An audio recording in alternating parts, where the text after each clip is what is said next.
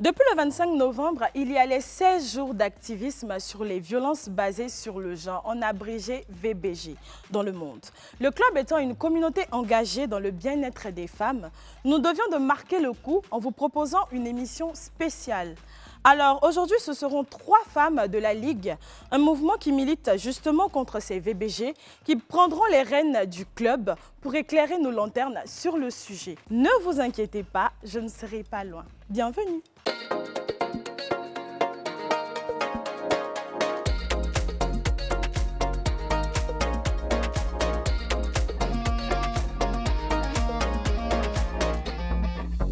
Une fille, tu n'as pas le droit de te mettre en colère. Quand un garçon est en colère, lui, on peut comprendre. J'aimerais qu'on dise que c'est un sujet qui existe, mais qui est banalisé parce qu'il touche en fait les femmes. On a cautionné la culture du viol, on l'a même nourrie. J'ai été marquée par une histoire d'une petite fille de 10 ans qui a été violée dans un village d'Abidjan par un notable du village. Bonsoir à tous, je suis Bénédicte Otokoré, secrétaire générale adjointe de la Ligue ivoirienne des droits des femmes. Nous sommes aujourd'hui sur ce plateau dans le cadre des 16 jours d'activisme contre les violences basées sur le genre et je suis avec 2 de mes collègues qui vont se présenter elles-mêmes. Bonsoir. Bonsoir, je suis Marie-Paul Okri, je suis la responsable du département social et je suis agronome de formation. Mon titre il est important parce que je travaille beaucoup là-dessus à la Ligue. J'allie compétences et convictions en fait pour travailler pour les femmes. Merci. Je suis Bérénice Boubé, membre de la Ligue ivoirienne des droits des femmes et responsable adjoint du département ressources humaines à la Ligue. À côté de ça, je suis aussi juriste de formation.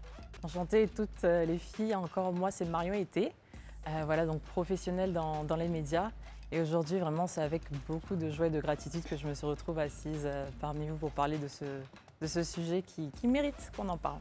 Oui. Donc on est toutes contentes d'être là. Donc Marion est là pour justement aider à la discussion, poser des questions que des gens comme vous à la maison se posent, que les gens ne comprennent pas toujours par rapport aux violences basées sur le genre.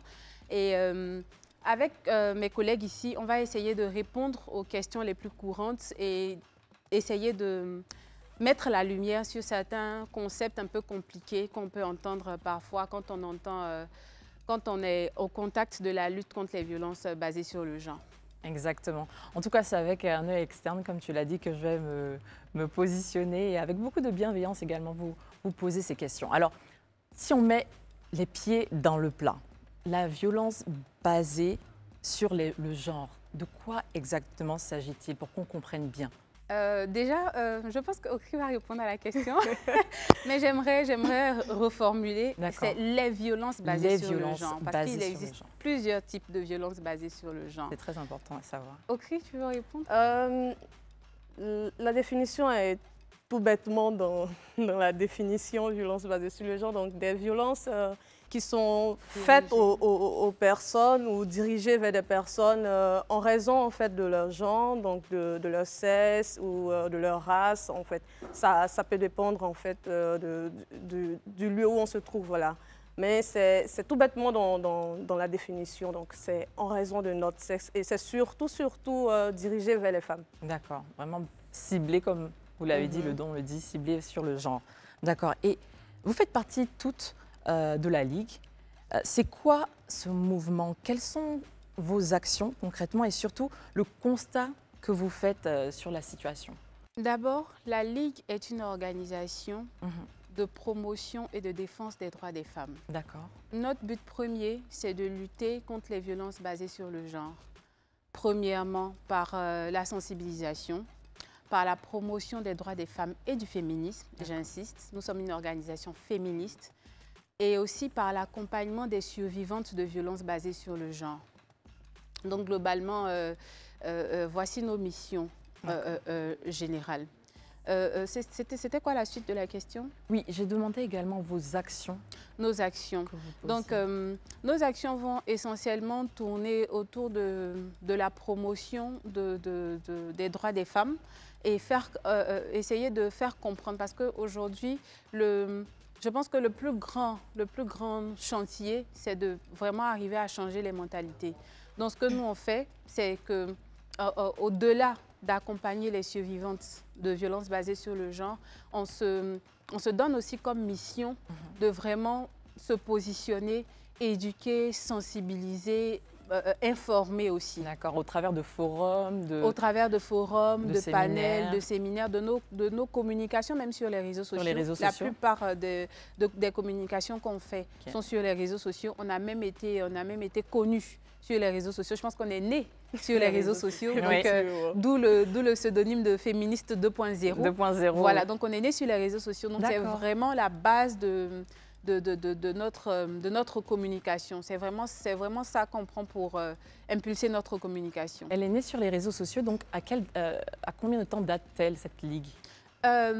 Officieusement, la Ligue est née en 2019. En 2019, d'accord. Oui, très après un scandale de violence basée sur le genre qui nous a révoltés. Je ne fais pas partie des membres fondatrices, donc quand la tête est là, le genou ne porte pas le chapeau. Elle est une des membres fondatrices. D'accord. Donc, elle va nous dire comment est-ce que la Ligue est née, effectivement. Il faut dire que la Ligue est née dans un groupe Messenger. Et donc, on se parlait, parce que chacune avait ses convictions. Moi, agronome qui partait travailler dans les villages et qui voyait la vie des femmes dans le milieu rural. Agronome et écolo aussi. Ouais, je suis écoféministe. Écoféministe. Et les autres, dans leur domaine aussi, elles voyaient comment les femmes étaient traitées là-bas et tout. Donc, chacune parlait pour sa chapelle, pour son domaine et tout. Et finalement, on a réussi à se retrouver autour d'un but commun.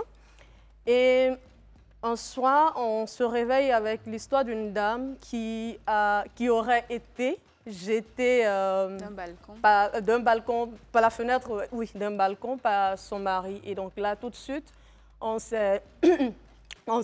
nous sommes levés, on s'est ligués pour dénoncer cela. Et nous sommes allés même dans les rues, en fait. Et finalement, la dame, elle s'est rétractée comme c'est commun, en fait. Ça arrive tout le temps, les victimes et les survivantes, en fait, se rétractent très souvent parce qu'on sait dans quel cadre social, en fait, on vit et tout.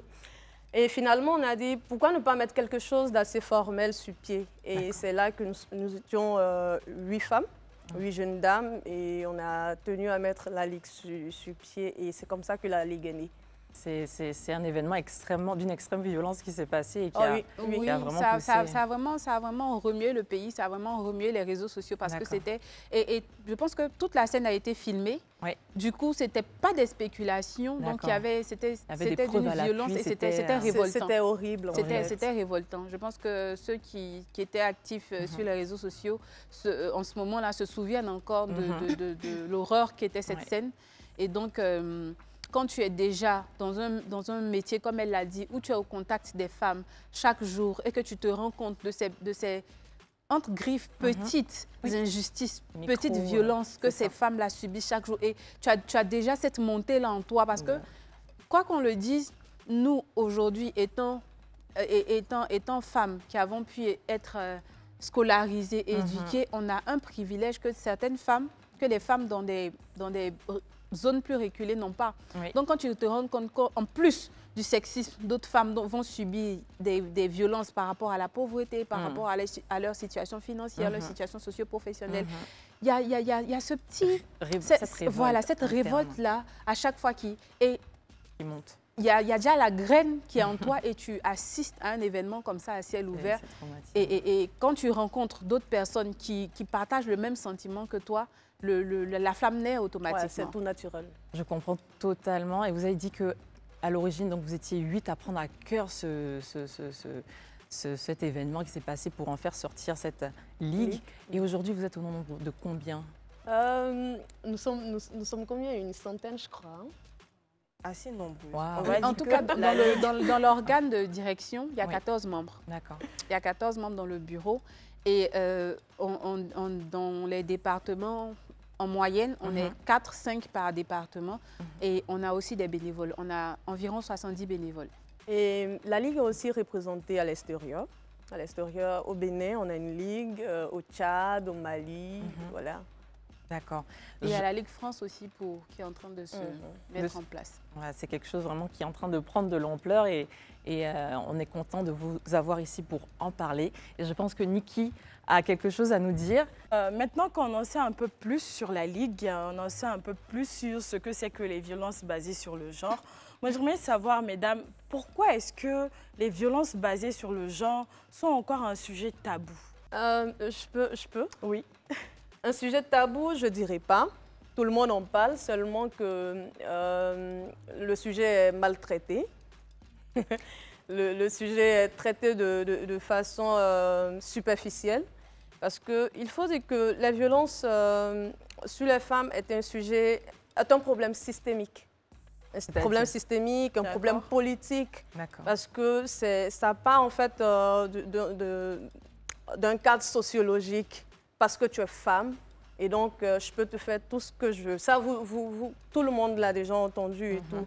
Tu es une femme, tu ne peux pas parler. Tu es une femme, tu ne peux pas partir à l'école. Tu es une femme, tu ne dois pas avoir le même salaire que moi. Tu es une femme, tu es une femme, tu es une femme. Donc c'est carrément systémique. C'est né parce que on est du genre féminin, en fait. Voilà. Et donc, quand on dit que c'est un sujet tabou, je dis non, ce n'est pas un sujet tabou. Tout le monde en parle. Certains même en rigolent. Par exemple, on a des rappeurs qui en rigolent. J'ai vu un rappeur en mal de publicité qui a eu à dire une fois que femme, si on te propose 10 millions pour te gifler, est-ce que tu vas accepter? Ça, ce n'est pas quelque chose d'assez drôle, mais les gens ont rigolé et tout sous le poste. C'est pas tabou. Tout le monde sait que des femmes sont frappées.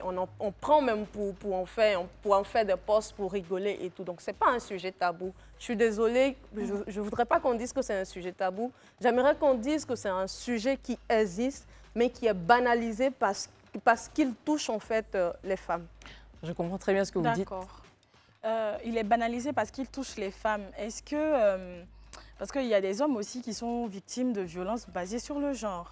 Est-ce que je pense que pour l'opinion publique, c'est plus banalisé par rapport aux femmes? Donc, est-ce que vous pouvez m'éclairer un peu sur la nuance? Je vais répondre. Oui, vas-y. Donc, les violences basées sur le genre, comme elle a dit, moi j'aimerais donner une autre définition. Les violences basées sur le genre, c'est toute action, toute action négative qui est dirigée envers une personne en raison de son genre, de son identité de genre. D'accord? Mais il faut savoir que les statistiques sont claires. Les femmes subissent à majorité les violences basées sur le genre. Okay. Et quand vous dites que les violences basées sur le genre sont tabous et qu'elle a dit que ce n'est pas tabou, effectivement, ce n'est pas tabou. Ce n'est pas tabou parce qu'on est dans un contexte social où c'est plutôt banalisé. Quelqu'un peut être là en train de plaisanter avec « Ah, si ta femme ne fait pas ça, il faut la gifler, elle va se taire. Si ta femme, maintenant, là, les filles, quand elles sont allées à l'école, quand le mari dit 1, elle dit 2, il faut la gifler, tu vois. Donc, ce n'est pas tabou. C'est juste que c'est pas pris comme ça devrait être. Voilà, c'est pas pris au sérieux. Et justement, quand vous dites que les violences dirigées contre les hommes aussi sont moins prises au sérieux que celles dirigées contre les femmes, c'est le même démon qui attaque tout le monde. C'est-à-dire que, à cause du sexisme, on se dit que c'est les hommes même qui en rigolent. Quand un homme va venir dire « j'ai été violée » ou que ma femme m'a frappée, c'est la même banalisation en fait. C'est la même banalisation parce qu'on se dit comment un être humain qui est inférieur à toi peut te taper. C'est que toi-même, tu n'en vaux pas la peine, en fait. C'est ça. Et même dans le vocabulaire, on a tendance à constater ça. Quand quelque chose est mauvais, automatiquement, c'est féminin. Quand un homme se comporte mal, on va dire c'est un garçon princesse. Quand un homme va mal courir, on va dire il court comme une femme. Quand un homme va mal se comporter, on va dire attends, tu te comportes comme une femme. Donc, dans l'échelle sociale, la femme est considérée comme celle qui est au bas, en fait. Donc, on ne va pas considérer quelqu'un qui dit qu'il a été frappé par une femme parce qu'une femme, ce n'est pas quelqu'un, en fait. Comment une femme peut te frapper? Et en fait, ce n'est pas parce que c'est banalisé, ça découle juste du mépris de tout ce qui est féminin. D'accord. Ce n'est pas de la banalisation. Ce que vous dites est totalement vrai. C'est vulgarisé, c'est banalisé, on le voit dans la société. L'exemple même que vous avez donné. Lorsqu'on parle de sujets tabous, on voulait vraiment mettre l'accent sur, en fait, cette culture du silence qui est autour de ces victimes-là, en fait, qui font que, malgré qu'elles aient été victimes de ça, bon, c'est tabou d'en parler. Comme vous avez parlé de cet exemple qui a causé la naissance de votre ligue, où la femme, devant les yeux de tout le monde, a vécu cette injustice, mais a préféré se taire. Donc, lorsqu'on demande pourquoi c'est encore tabou, c'est vraiment pourquoi en fait ces victimes n'osent pas toujours ouvrir la bouche et en parler. D'accord. D'accord, après toi. OK. Là, on a une femme qui, on l'a approchée et tout. Nous sommes allés là où elle vivait, on a croisé les parents et c'est aussi quelque chose d'assez général hein, avec les autres, la majorité des survivantes et des parents de victimes et tout. On a des femmes qui vivent malheureusement dans la précarité. Ça touche aussi des femmes qui ne vivent pas dans la précarité, hein. Mais la majeure partie du temps, les femmes qui vivent dans la précarité et qui ne savent pas où aller après. Vous avez des nombres de femmes par rapport aux femmes qui vivent dans la précarité qui ont été victimes? À la Ligue, on en reçoit, je pense À que la Ligue, on en reçoit, c'est 3 cas minimum par jour. Wow. 3 cas minimum par jour de femmes qui appellent à l'aide ou qui sollicitent la Ligue sur la page Facebook ou les autres réseaux sociaux. Je pense que ce qu'elle demandait, c'est la proportion de femmes qui vivent dans la précarité par rapport à celles qui ne vivent pas dans la précarité, qui sont victimes de violences basées sur le genre, en fait. Là, par exemple, je peux répondre à cette question en utilisant les statistiques du CPDFM qui dit qu'en Côte d'Ivoire, il y a 70% de femmes qui sont victimes de violences basées sur le genre. D'accord. Pour répondre à la question, quand je disais que dès le départ, j'ai parlé de problèmes systémiques et politiques, déjà on a les chiffres. Là, tout le monde commence à se regarder, est-ce qu'on a des chiffres et tout. Ce n'est pas un problème qui est vraiment considéré, donc il n'y a pas d'études. Voilà, il n'y a pas d'études. Là, tout de suite, ceux même qui sont en train de regarder, ils peuvent aller sur Internet, chercher les chiffres. Ils verront que c'est chaque organisation qui fait ces chiffres et tout. Et donc, il n'y a pas vraiment de chiffres centrés. De prise en charge vraiment pour aller chercher, compter, savoir. Oui, d'études en fait sur la question, parce que ce n'est pas quelque chose qui intéresse. C'est pas quelque chose qui intéresse. Donc, je reviens sur ce que j'étais en train de dire. Déjà, il y a le fait de ne pas avoir un lieu où aller après être sorti d'un foyer assez toxique et tout. Il y a aussi le fait que la société voit mal les femmes célibataires. Parce que chaque fois que vous allez sur Facebook, vous allez voir un post. Désolé, on va dire, mais ce sont les réseaux sociaux. Non, on fait la translation en fait, de nos comportements sur Internet. Ce sont des personnes derrière les écrans et qui disent ce qu'elles pensent en fait. Et donc, vous allez voir chaque fois un post sur les femmes célibataires, les mères célibataires. Et ce n'est pas des posts assez rigolos, en fait. Donc, vous voyez que ces femmes-là vont se taper toute cette pression sociale. D'accord. Et elles se disent, si je sors de là, je rentre dans le lot des femmes qui seront marginalisées du matin au soir sur Internet. Pas des personnes en mal de visibilité, pas des personnes qui, pour se sentir intelligentes, s'asseyent devant des bibliothèques avec des livres qu'ils n'ont jamais ouverts, dans des vestes. Et, en fait, ce sont des pressions qu'on subit chaque jour et c'est énorme en fait. Et donc, vous allez demander à ces femmes-là de sortir de leur silence. Et il y a aussi la justice. Il y a aussi la justice. À la Ligue, il y a au moins 10 cas actuellement où ces femmes-là sont sorties, on fait pression sur elles-mêmes parce qu'elles ont dit que si on ne sort pas de là, on meurt. Si on ne sort pas de là, on meurt. Elles ont franchi le pas de la justice. Elles sont allées, c'est-à-dire elles connaissent même la démarche, elles sont allées à la justice et elles sont revenues vers nous. Pour dire que même là-bas, ça coince en fait. Quand elles arrivent, elles trouvent des personnes qui leur disent... n'encouragent pas ce processus. Qui leur disent en fait que c'est le foyer. On a une dame, elle a même eu à faire une interview avec une grande chaîne télé et tout, qui est arrivée avec tout le sang, le visage défiguré et tout à la gendarmerie. Et lui, on lui a dit de retourner à la maison avec tout le sang sur le visage. Et donc vous imaginez qu'il y a toute cette pression, c'est-à-dire on a la société, on a le processus juridique ou judiciaire, je ne sais pas quel est le terme approprié, judiciaire, voilà, qui ne facilite pas en fait à ce que ces femmes-là puissent franchir le pas en fait. Parce qu'elles disent qu'elles partent à la police, il n'y a pas de suite. Donc, à quoi bon ouvrir la bouche, voilà. autant rester dans le silence. Et cette culture du silence, cette omerta qu'il y a autour des violences basées sur le genre, ne commence pas en fait au moment où la femme est tapée, au moment où la femme est battue, au moment où la femme est essuyée. D'accord. Justement, on est dans un contexte socio-culturel en fait. Où il y a le sexisme, il y a la culture du viol et on est dans une société patriarcale. Donc ces violences-là, ce sont des matérialisations, des petites choses qu'on voit tous les jours. Et ces petites choses-là, ça commence déjà quand en éduquant la petite fille et le petit garçon. On fait comprendre déjà à la petite fille qu'elle doit, même si, peu importe comment elle est intelligente, elle doit savoir laver les assiettes, elle doit être soumise au petit garçon. Le petit garçon peut aller jouer, la petite fille, elle doit être lisse, elle doit faire ça. Une fille, tu n'as pas le droit de te mettre en colère. Quand un garçon est en colère, lui, on peut comprendre. C'est en fait ce contexte-là qui fait naître, en fait. Donc, ça vient de loin. Comme je l'ai dit, il n'y a pas que les violences physiques, en fait. Il y a les violences psychologiques, il y a les violences économiques, il y a les violences émotionnelles, il y a les violences sexuelles. Donc, ce qu'on voit aujourd'hui, qu'on appelle violence, ce n'est que la fin.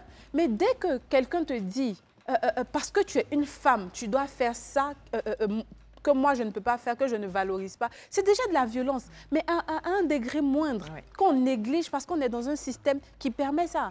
Parfois, je prends des exemples que nous tous on peut comprendre. Comme je l'ai dit une fois dans un post sur Internet, je disais que parfois quand on parle de la culture du viol, quand on dit à des gens que ton propos encourage la culture du viol ou tu as une attitude qui encourage la culture du viol, celui à qui on dit ça va se sentir attaqué. Alors qu'il ne faut pas, c'est par ignorance. Parce que nous tous ici, qui avons grandi dans ces sociétés patriarcales-là, à un moment donné, on a adopté la culture du viol. On a des biais, en fait. Voilà. On a cautionné la culture du viol, on l'a même nourrie. Donc, c'est un travail de déconstruction que nous devons tous faire. Donc, ce n'est pas une accusation. Quand tu dis quelque chose, quand on te dit, ça, c'est de la culture du viol, en fait. C'est juste qu'il faut... Comme Alpha Blondy le disait, c'est les imbéciles qui ne changent pas. Il faut juste aller t'informer, réfléchir en fait. Prends 2 minutes, assieds-toi et tu réfléchis à quand tu dis dans une chanson, tu as mangé mon poulet, donc tu vas donner. Est-ce que c'est logique? Qu'est-ce que tu entends de véhiculer comme message? Mais donc, voilà, donc la violence commence déjà à ce niveau-là. Exactement. Les coups, c'est vraiment ce qu'il y a de visible. Mais quand on dit à la petite fille, toi, tu ne feras pas ci parce que tu es une femme, c'est ton frère qui va faire ça. La violence a déjà commencé. Donc, une fille qui a grandi dans un environnement où on ne lui permet même pas de choisir de se marier ou pas, de choisir d'enfanter ou pas. C'est-à-dire la femme n'a même pas le droit de choisir. Tu penses que si on la tape, elle aura la force de dire « il n'aurait pas dû me taper ». Mais la plupart des femmes grandissent avec l'idée que leur corps ne leur appartient pas. Moi, je trouve ça malheureux. Il y a des femmes qui sont brillantes et de tout ce qu'on peut savoir que professionnellement et tout, mais quand elles ne sont pas mariées, le harcèlement qu'elles vont subir, mais ça part déjà de là. Et tu ne peux même pas te défendre en disant je ne veux même pas me marier. On va te dire oh non, c'est faux. Soit on va te dire tu mens, ou on va te dire tu pleures la nuit. Donc, c'est vraiment une culture tout entière. Et comme elle le disait, même quand tu accompagnes des survivantes de violences basées sur le genre, des survivantes de violences sexuelles ou de violences physiques, pour aller porter plainte à la gendarmerie ou à la police, ton premier obstacle, enfin le deuxième après la famille de la victime, c'est elle-même. Non, c'est pas elle-même. C'est le police. C'est la personne, l'agent en charge. C'est la justice, l'officier. Voilà, l'officier d'ordre public. Le gendarme même qui est censé te dire « Ah, mais non, c'est pas normal. » Et puis, c'est-à-dire que, comme ils savent que nous sommes déconstruites et qu'on ne va pas se laisser faire, ils essaient même à la limite de t'écarter de la dame pour essayer de lui dire « Ah, tu sais, c'est des problèmes de foyer, des trucs comme ça, il faut retourner chez ton mari, c'est comme ça, quand tu es une femme là, il faut savoir parler, vous aussi les femmes de maintenant. » Mais en tout cas, merci les filles d'avoir parlé de manière exhaustive de cette culture du silence et en fait de tous ces problèmes aux alentours qui vraiment posent un gros conflit, un gros problème pour ces victimes, d'ouvrir la bouche et de libérer en fait les choses. Est-ce que Niki a quelque chose également? Évidemment, je suis le débat avec beaucoup d'intérêt. Voilà, c'est très intéressant. Moi, j'aimerais qu'on se penche un peu sur les solutions. notamment pour l'accompagnement des victimes, à votre niveau, au niveau de la Ligue, comment ça se passe? Au niveau de la Ligue, on fait un accompagnement psychologique, économique, judiciaire, parfois même social. C'est-à-dire que quand, par exemple, une victime nous contacte sur, par exemple, la page de la Ligue ou directement appelle sur le numéro de la Ligue, on va commencer d'abord à écouter la victime. Écouter la victime et lui demander ce qu'on peut faire pour elle, quels sont ses besoins, qu'est-ce qu'elle veut faire. Tout ce qu'elle a dit, on écoute la victime parce que c'est la première chose et tout. Très souvent, elles veulent une oreille, une écoute et tout. Et lorsqu'on l'écoute, on voit si on lui met à disposition un psychologue et ça, on lui demande bien sûr. Et par la suite, est-ce qu'elle veut continuer, en fait, elle veut rester en justice et tout. Si elle le veut, on l'accompagne en fait dans cette démarche. Mais ça, c'est lorsqu'on a un cas de violence conjugale et tout, parce que les démarches varient au cas par cas. D'accord, oui. Très souvent, on peut avoir une victime de viol et tout. Là, principalement, on fait déjà des sensibilisations, on a déjà des flyers où c'est écrit là-dessus que lorsqu'on a un cas de viol, il faut aller à l'hôpital. Il faut aller à l'hôpital, pas forcément pour prendre un certificat médical et tout, mais déjà pour essayer de faire des analyses. Voici, on vous met sur prophylaxie et tout, parce qu'il y a des infections qu'on peut se prendre.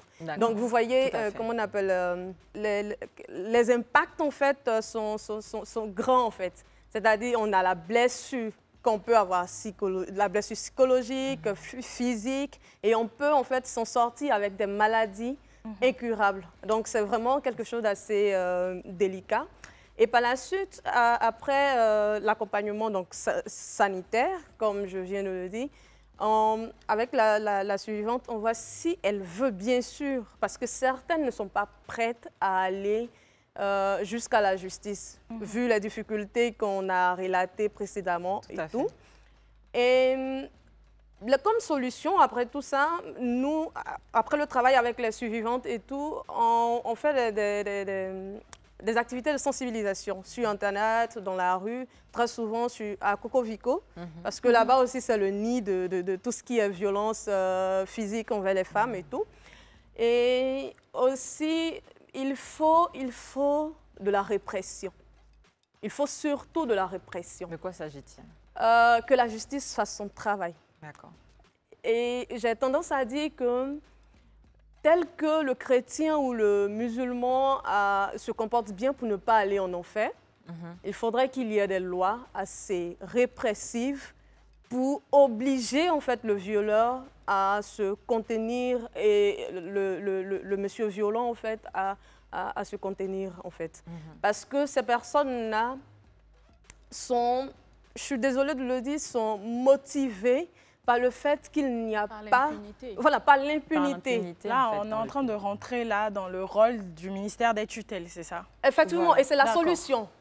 D'accord. C'est la solution. La répression fait partie des solutions. Parce que si, par exemple, on a quelqu'un... Très souvent, les personnes qui vont jusqu'à les femmes, ce sont des récidivistes, en fait. Et donc, si dès le départ, il y avait eu la répression, la justice avait fait son travail, on n'aurait pas eu à avoir des femmes tuées. C'est-à-dire, un premier coup, des femmes peuvent mourir, mais il faut quelqu'un pour donner de l'exemple. Voilà, il faut quelqu'un pour donner de l'exemple. On a eu une série de viols à Bondoukou. Le jeune, comme par magie, il avait bénéficié d'une grâce présidentielle. Quel délit il avait commis pour qu'il se retrouve avec une grâce présidentielle? Je ne sais pas. La question se pose même. Ouais. Et là, le monsieur, il sort de prison. Première victime, sa cousine de 6 ans, 7 ans, je crois bien. Elle était dans cette tranche d'âge. Il a violé, il a bâillonné, il a jeté derrière la maison. Le lendemain, la voisine. Même, en fait, c'était le même scénario, en fait. Même mode d'opération. Voilà. Et jusqu'à la troisième voisine, qui, elle, a réussi à se défendre. Quand il est arrivé, elle a dit, OK, fais ce que tu veux faire. Et donc, il s'est dit, voilà quelqu'un d'assez docile, donc il ne va pas déjà la tuer et tout. Et quand il enlevait son vêtement et tout, elle a attrapé, crié, tout le monde était en alerte dans le quartier. Donc, c'est-à-dire que là, on avait une série de viols et la police, la justice et tout ne venaient pas faire de ronde. Est-ce que vous voyez un peu comment c'est assez bizarre, en fait?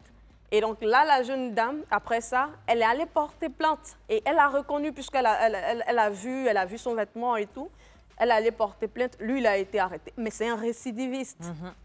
Il a fallu qu'il y ait 3 cadavres de femmes pour qu'on puisse l'arrêter. Et donc, je suis désolée, mais pour moi, la plus grande solution, la plus grosse solution actuellement, c'est la répression. Pour les enfants, on va les éduquer. Nous, nos enfants, on va les éduquer. C'est ça, c'est notre Mais les part. vieilles personnes qu'on voit dans la rue qui violent, qui frappent, on ne va pas venir me dire à moi de les éduquer. Il faut que l'État de Côte d'Ivoire me protège. C'est dans notre constitution. C'est légitime. Voilà. D'accord. Alors, récidivisme, éducation, violence. Franchement, mesdames, le débat, il est très houleux. Moi, je vous propose une chose. On va essayer de se rafraîchir. Donc, je sais que chez vous aussi, c'est très intéressant, mais juste quelques secondes, on part pour la pub et on revient. À tout à l'heure. De retour sur le plateau du club, nous nous sommes désaltérés. Okri même a eu le temps de mettre ses lunettes. Voilà. L'échange est très intéressant, mesdames, mais je pense qu'on va le continuer sous un autre angle. Alors, on a des messages qu'on a reçus. Voilà, on va essayer de les écouter. Et puis, des messages audio, voilà. Et chacune va donner son point de vue sur ces messages. Donc, on part pour le premier. J'aimerais savoir s'il y a des numéros d'urgence à contacter quand on est face à des abus ou qu'on veut dénoncer des choses. Alors, je pense que c'était très clair, hein, parce que souvent, on est dans des situations vraiment bizarres, on est dans des zones reculées. Donc, il y a certaines femmes qui se demandent s'il y a un numéro vert, voilà, qu'on pourrait contacter en cas de cas. Voilà. Le numéro vert qu'on peut contacter en cas de violence, lorsqu'on est victime de violences basées sur le genre, on a déjà le numéro du ministère de la Femme, qui est le 1308, ou encore celui de la Ligue. Je peux donner? Oui, bien sûr. 07 36 61 64. 07 61 36 64. Alors, d'accord, mesdames ou messieurs ou toute personne voilà, qui serait dans une situation, le numéro a été donné. Il va s'afficher en bas de vos écrans, donc vous pourrez le contacter. Après, vous avez parlé longuement, vous avez parlé de tous ces types de violences-là, de certains cas, mais à part ça, est-ce qu'il y a un cas en particulier qui vous a marqué? Vous pourrez nous donner une petite anecdote sur ce cas-là? Tous les cas. Les cas Marqué. Marqué de manière particulière. Ah là, c'est plus des marques, c'est des stigmates. Parce qu'on a tellement été marqués. Moi, j'ai été... Oh, comment dire ça sans que c'est... J'ai été marquée par une histoire d'une petite fille de 10 ans qui a été violée dans un village d'Abidjan par un notable du village. À Umbado. Wow. Oui, c'est un Je voulais pas dire le village pour ne pas... Créer des pépins. Voilà. Mais ce cas-là, ça m'a marqué parce que le monsieur, c'est-à-dire, il ne semblait même pas désolé de l'acte, en fait. Et il a commencé à réagir uniquement au moment où il s'est rendu compte qu'il pouvait avoir de la prison au bout. Et à ce moment-là, c'est quoi sa réaction? Que la famille ne porte pas plainte, il va scolariser la petite. Il va s'occuper d'elle. Une petite fille de 10 ans. Et ce n'était même pas la première fois. Vous voulez dire qu'il n'avait même pas conscience que ce qu'il avait fait était mauvais? Était méchant, était mauvais.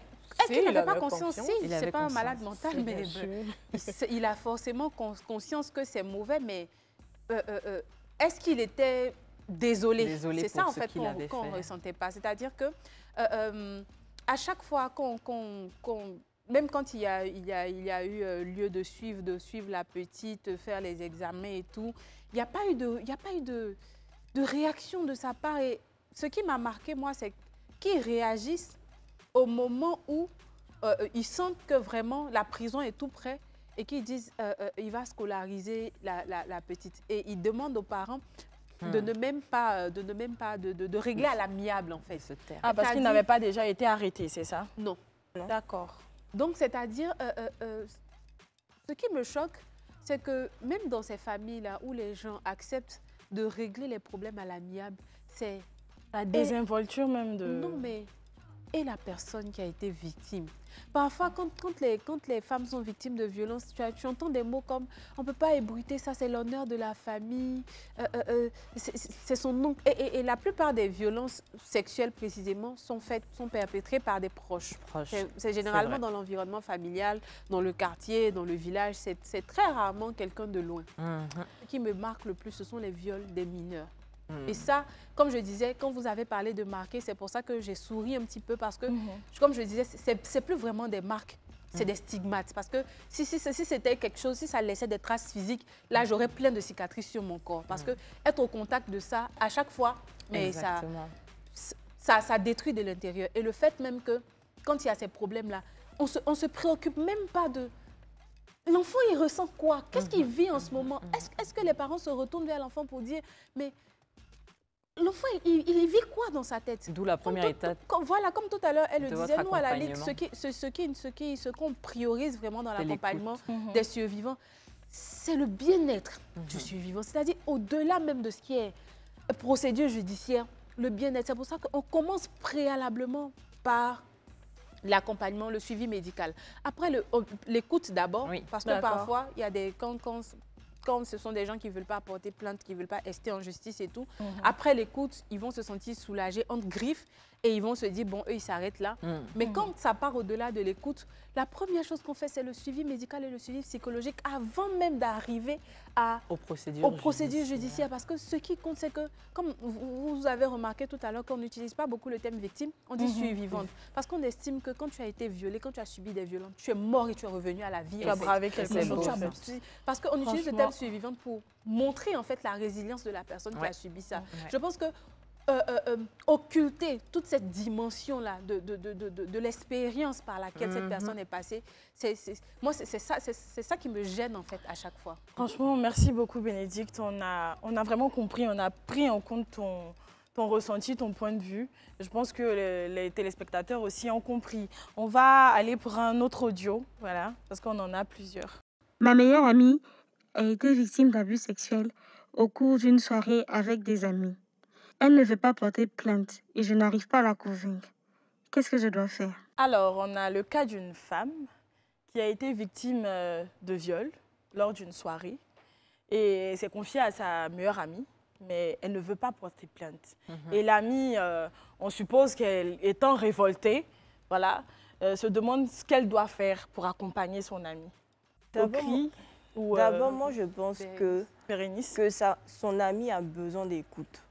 Comme on le dit à la Ligue, quand les personnes viennent, ce n'est pas seulement le volet judiciaire qu'on favorise, c'est surtout le bien-être. Et elle a parlé tout de suite d'un aspect. Quand la suivante part à la police, on lui dit quoi? Va régler ça en famille. Et pour son cas, le viol s'est passé au cours d'une soirée. Ils vont lui dire, mais tu avais porté quoi? Ou bien tu avais bu? Ou encore, ils vont banaliser, ils vont dire... Oh, elles sont allées faire des conneries là-bas et ça arrivait, elle vient dire que non, il a violé. Ça, déjà, va peut-être que elle lui a demandé quelque chose qu'il a refusé. Voilà. Donc, c'est beaucoup d'accompagnement et il faudrait qu'elle puisse être patiente envers son ami. Et surtout, ne pas favoriser le volet judiciaire, mais le bien-être de son ami. Il faudrait que son ami puisse repartir de nouveau, se reprendre et guérir. Oui, c'est vrai, parce qu'après, on dit parler aussi, ça libère. Oui, je pense que voir un professionnel, ce sera plus intéressant. Un professionnel qui va lui faire comprendre qu'elle est la victime, en fait, et qu'elle n'a pas provoqué ça. Parce que la société dit très souvent que le viol est provoqué. Et donc, c'est parce que tu es sorti, que tu es allé à cette fête que tu as été violée. C'est parce que tu as souri, c'est parce que tu t'es habillée de telle façon. Et donc, quand moi, je me sens co-responsable ou que je sens que j'ai participé en fait à une chose, je vais pas aller porter plainte parce que je me sens aussi responsable d'une manière. En fait. Et donc, est-ce que sa camarade ne se sent pas responsable? Il faut déjà réussir à soigner ça, à phagocyter en fait cette chose-là en elle pour qu'elle puisse en fait porter plainte. Il ne faut pas la brusquer. Il faut l'écouter. Il faut l'écouter et surtout voir un professionnel. Si sa camarade est là et qu'elle nous écoute, elle peut aller dans le chat de la Ligue, Messenger, on a Twitter, Instagram. On a Insta aussi, et même le numéro qui a été donné, elle peut nous appeler et on la mettra en fait en contact avec un psychologue qui va l'accompagner et quand elle se sentira bien, quand elle ne se sentira pas coupable aussi à un certain niveau, elle pourra facilement porter plainte et demander justice. Parce que si je me sens coupable, pourquoi je vais demander justice pour quelque chose? Après, est-ce qu'on peut rappeler le numéro rapidement pour toutes ces personnes-là qui nous suivent? 07 07 61 36 64. D'accord. Alors, avant de passer au prochain audio, est-ce que cet accompagnement-là par les professionnels que vous avez dans la Ligue, est-ce qu'il est gratuit ou est-ce qu'il est payant? Il est gratuit. La Ligue met des psychologues gratuitement à la disposition des survivantes. Et même des parents de victimes, en fait. Parce qu'il y a des personnes qui perdent leurs enfants ou leurs sœurs et tout dans ces circonstances-là. Et donc, ces personnes-là peuvent se faire aussi accompagner. D'accord. Après, vu que l'accompagnement, il est gratuit, je pense que ces professionnels-là, ils ont quand même besoin de monétiser ou que vous-même, la Ligue, pour pouvoir mieux militer comme vous le faites. Vous avez besoin aussi de trucs, comme on appelle ça, de ressources financières. Donc, comment est-ce que vous financez votre organisation? Je peux déjà, il y a un petit flou là. Les psychologues à la Ligue ne le font pas gratuitement. C'est la Ligue qui prend en charge, en fait, les séances. D'accord. C'est la Ligue qui paye. D'accord. Donc, pour les subventions, la secrétaire générale adjointe.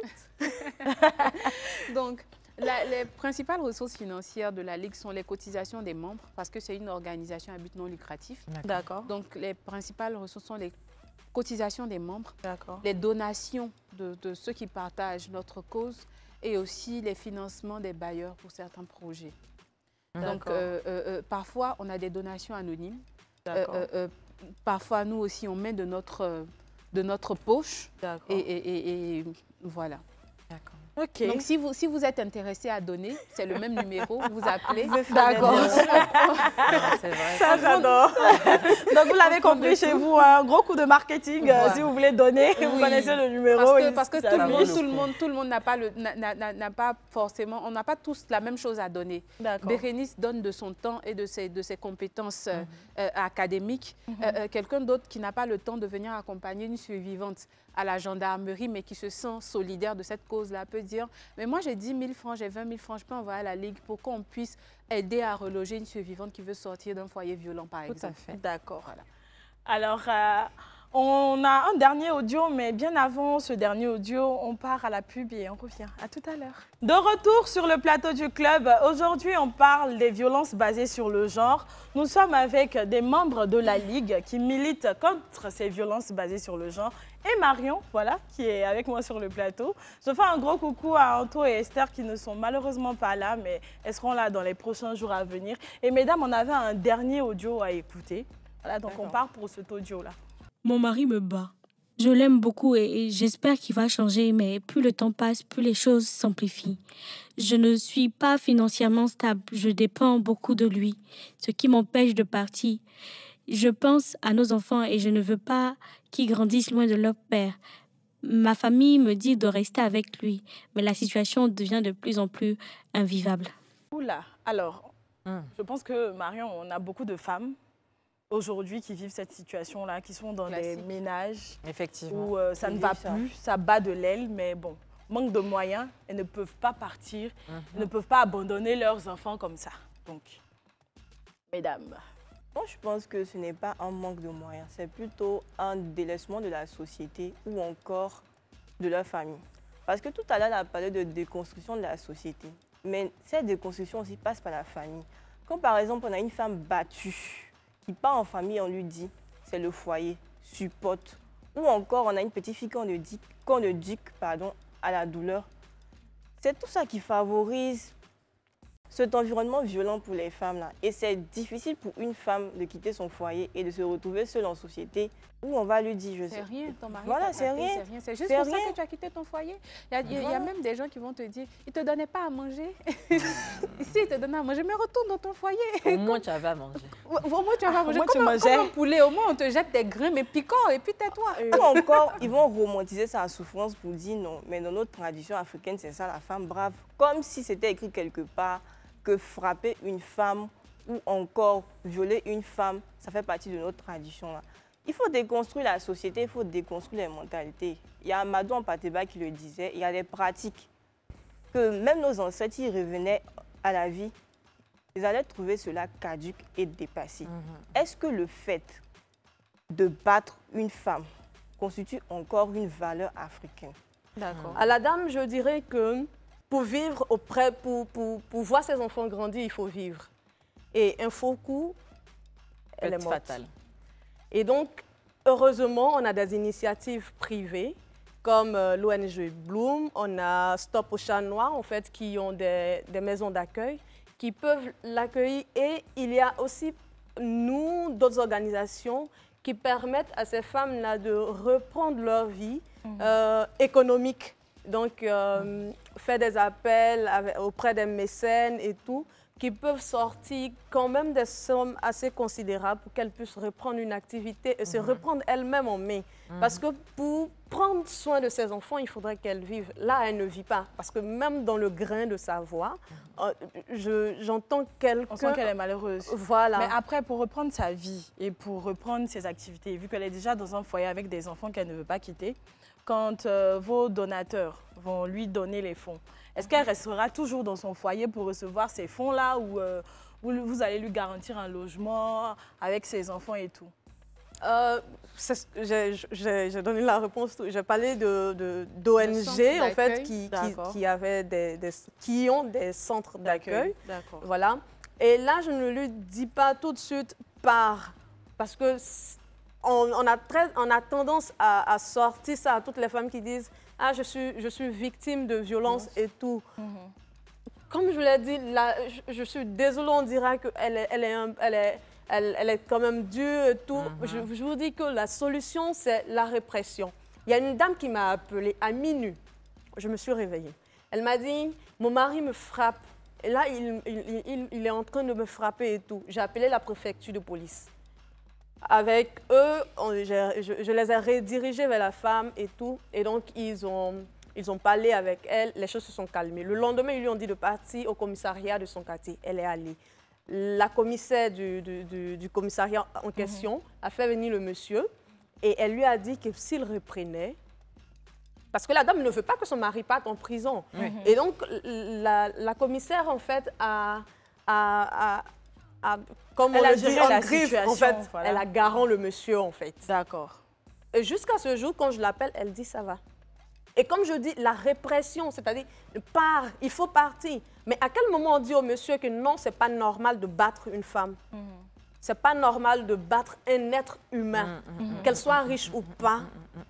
Dans toutes les constitutions du monde, il est mis qu'il faut respecter l'être humain. Donc, femme riche, pauvre, handicapée, normale, anormale, peu importe qui on a en face, du moment que c'est un être humain, il faut respecter cette personne. Et je pense que très souvent, on ne parle pas de ce volet-là. On a toujours tendance à dire il faut partir, il faut fuir. Mais il faut apprendre à ces messieurs-là qu'il faudrait qu'ils respectent les gens et que frapper, c'est pas bon. Ouais. Et c'est pour ça que Et que c'est puni, en fait, par la loi. Et c'est pour ça que vous avez pris à bras le corps vraiment ce sujet. Et justement, on parle de ces 7 jours d'activisme qui sont en plein cours. Oui, qui sont en plein cours depuis le 25 même. Alors, comment ça commence déjà, ces 16 jours-là?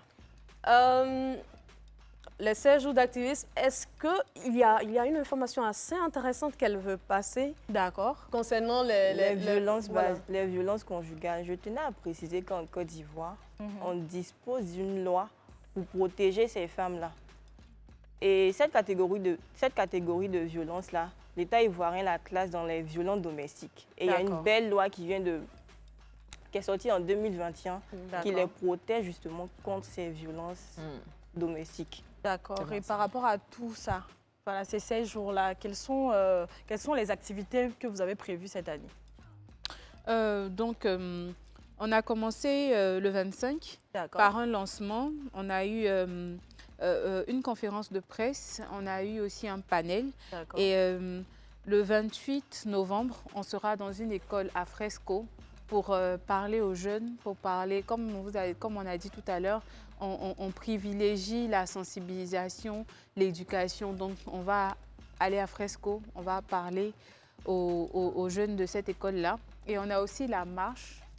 On a aussi une marche qui est prévue à Korogo. Aussi et à Abidjan. On a une marche à Abidjan aussi. Donc, la marche à Abidjan, ce sera le 9 décembre. Et la marche à Korogo, ce sera le 5 décembre. Une marche, en fait, pour dénoncer les féminicides, parce qu'il y a eu quand même beaucoup de féminicides. D'accord.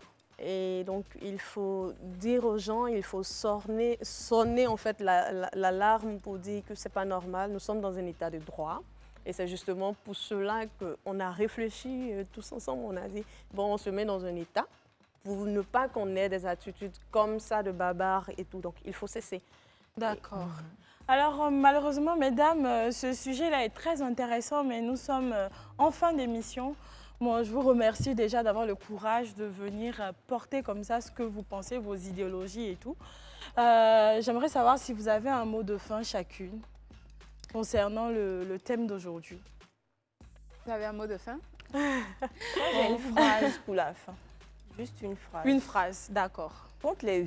Pour éliminer les violences basées sur le genre en Côte d'Ivoire, il faut une société qui prenne ses responsabilités. Avec des personnes qui prennent leurs responsabilités tout simplement. Prendre ses responsabilités pour éliminer les violences basées sur le genre. Ok. La répression. La répression, la répression et la répression.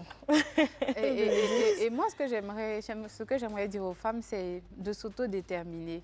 Parce qu'il faut prendre conscience déjà qu'on a grandi dans un environnement, dans une société qui ne nous emmène pas d'emblée à nous choisir nous-mêmes, mais qui, à contrario aussi, ne nous protège pas. C'est-à-dire que quand on dit que quelqu'un est inférieur, quelqu'un est faible, quelqu'un est fragile, il faut le protéger. Mais malheureusement, moi, comme je dis, hein, ça n'engage que moi, ce n'est pas la Ligue. En tant que femme, je ne suis protégée par personne. Donc, je me protège moi-même et je me choisis moi-même. Donc, qu'on soit pauvre ou qu'on soit riche, quand on tombe, le monde ne s'arrête pas de tourner. Donc, j'aimerais dire à toutes les femmes de se choisir en premier, qu'elles se choisissent, qu'elles s'autodéterminent. C'est-à-dire qu'elles acceptent qu'elles sont des personnes à part entière. Et déjà, quand tu as déjà cette conception-là, il y a des questions que tu n'as pas besoin de poser à quelqu'un. Tu n'as pas besoin de demander à quelqu'un, mon mari me bat, qu'est-ce que je fais? Parce que c'est ton être intérieur qui sait qu'il ne doit pas être battu, qui te dit ce qu'il faut faire. Merci Bénédicte. Marion, est-ce que tu as quelque chose à dire? Écoute Niki, c'est très facile quand on n'est pas concerné par le sujet de banaliser les choses et ne pas vraiment faire fi de ça, mais d'être assise ici et d'avoir cette échange avec ces femmes qui sont au contact quotidien de ces femmes-là, ça vraiment éveille la conscience de également avoir des actions intentionnelles envers notre entourage qui peut banaliser, on a parlé de langage qui banalise ces choses-là et d'être intentionnellement, aller entre guillemets, éduquer. C'est un peu notre responsabilité à notre petite échelle de faire cela. Si on a des frères, des sœurs qu'on remarque en fait des langages comme ça pour essayer de faire changer les choses. Franchement, en tout cas, on essaie toutes de faire changer les choses. Merci Marion, merci mesdames. Et chez vous aussi, je vous invite tous à prendre part à ces 16 jours d'activisme-là, parce que les violences basées sur le genre, ça touche tout le monde, que ce soit les femmes, les enfants et tout, c'est l'affaire de tous. Donc, soyons là pour militer contre ces violences-là. Et puis, on se dit à tantôt pour un autre numéro du club. Bisous. Au revoir. Nous étions contents de partager ce plateau avec Niki et Marion pour parler des violences basées sur le genre dans le cadre des 16 jours d'activisme. Et nous sommes contents de tous les sujets que nous avons abordés. Nous donnons notre mot de fin en vous encourageant à nous suivre sur nos différents réseaux sociaux. La Ligue sur Facebook, sur Instagram, sur Twitter aussi. J'espère qu'à la fin de cette émission, vous avez retenu qu'il faut lutter contre les violences basées sur les femmes, j'aime bien dire ça. Sur le genre, j'ai l'impression d'invisibiliser les femmes. Ouais, c'est tout moi. Donc, il faut prêter attention à tout ce qui se passe dans votre entourage et être en fait les policières et les policiers en fait de vos voisins. Il faut dénoncer, il faut dénoncer, il faut dénoncer. Merci. N'oubliez pas que le numéro, c'est le 07 07 61 36 64.